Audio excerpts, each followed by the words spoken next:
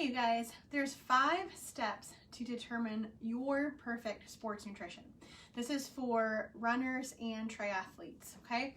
So number 1 is going to be what's worked in the past. If you have been an athlete for a while, number of years, you've raced half and full marathons, half and full Ironman, and you're like, yeah, my nutrition's working well, then you may not need to change anything. So number 1 is always going to be assess how your nutrition's been in the past and then make changes if needed.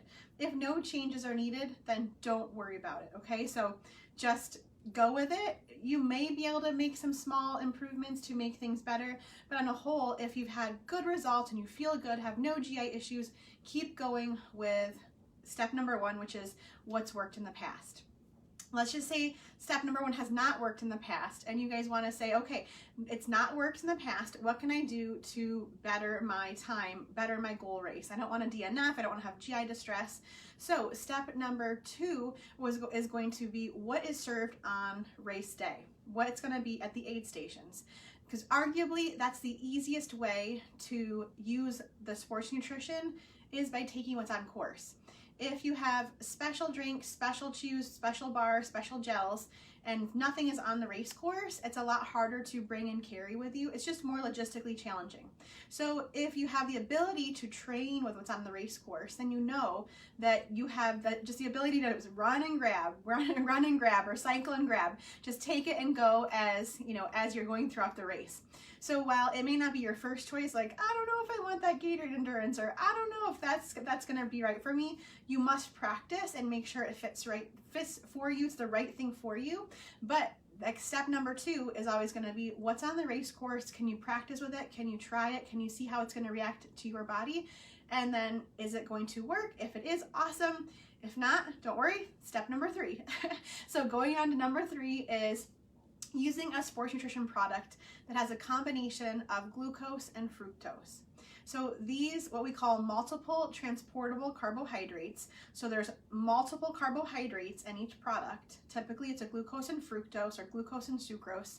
So 2 types of carbohydrates allow for better saturation of the carbohydrates as they're being delivered to your body. So if you're not fully saturating your body's carb stores as you're training and as you're racing, your body doesn't have as much to use, and you can have fatigue and just not feel as fresh as you want to feel in the race. So research actually shows us that you can have an 8% improvement by using the multiple transportable carbohydrates. So products like this would be the typical Gatorade Endurance. It's going to be things like Tailwind, which is one of my more favorite products. Any of the typical sports nutrition products on the market are going to have more of that multiple transportable carbohydrate.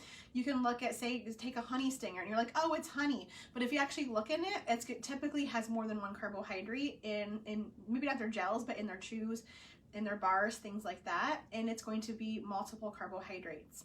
So I would shoot for, if it's, try and think about what's worked in the past, what's on the race course. Then the next one is to choose a multiple transportable carbohydrate. And if you're like, yeah, you know what, that Gatorade Endurance just does not sit well in my stomach, it was not my friend, on the race course, and then I'm going to say go to the 4th step in my progression.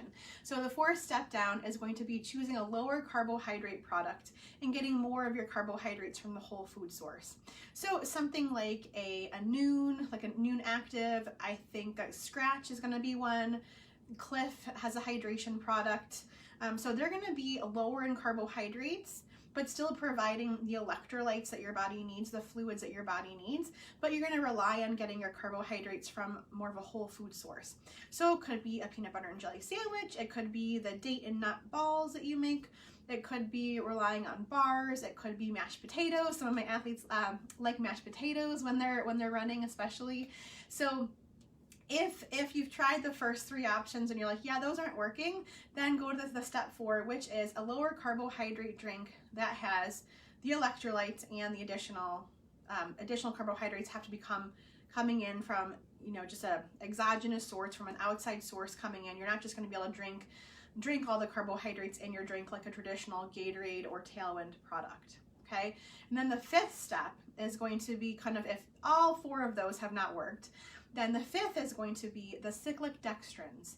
Cyclic Dextrins are things like the Vitargo, You can, glycodurance, Scratch has a new one, a super fuel, I believe it's called. And so what that is, it's made up of, when you think of the word super starch, it's more like cornstarch. It's made of just the complex carbohydrates, more of the starchy tasting. It's going to be thicker. It's going to be taste like cornstarch in a lot of the cases. And so what this is it's going to provide a carbohydrate in more of a complex, it's more of a complex carbohydrate because it's, you know, cornstarch in essence. It's a cyclic dextrin in some cases. There's different types of super starches, but it provides more of a slow release carbohydrate. Now there is no performance benefit to doing a cyclic dextrin. So while you may have heard in marketing, oh, it's, you know, it won't raise your blood sugar, or oh, it's gonna, you know, help you perform better. That doesn't necessarily provide a better performance than the other ones that we've talked about. But if you've tried the other ones and you're like, you know what, I'm just not doing well with any of these that have, you know, the traditional carbohydrates in them, then the super starch is kind of like the next or the last one in the grouping of sports nutrition products to try. They tend to be the most expensive. They tend to be the most chalky tasting. And really, a lot of people try them because they get worried about trying things with carbohydrates that have sugar in them. But when you're training and racing, your body knows how to utilize sugar. So just because you're taking in a sugar source does not mean that you're getting this huge insulin spike. Your body actually will have a dampened insulin response, and it's already utilizing those carbohydrates. So sure, if you're sitting, you know, on your couch watching football or watching, you know, New York City Marathon, like you're watching the, you know, live feed from a marathon, sure, don't have that Gatorade, don't have the gel, because you're not doing anything to need those simple sugars. But I don't want you to think that just because you're taking in simple sugars, you have to necessarily have that complex carbohydrate. But if you've tried the first four, then go ahead and go with the super starch. So if you guys have any questions about sports nutrition or choices that I might recommend, go ahead and shoot me a message, add a comment to this video. I appreciate you guys watching. I hope you guys have a great rest of your day. Okay, bye.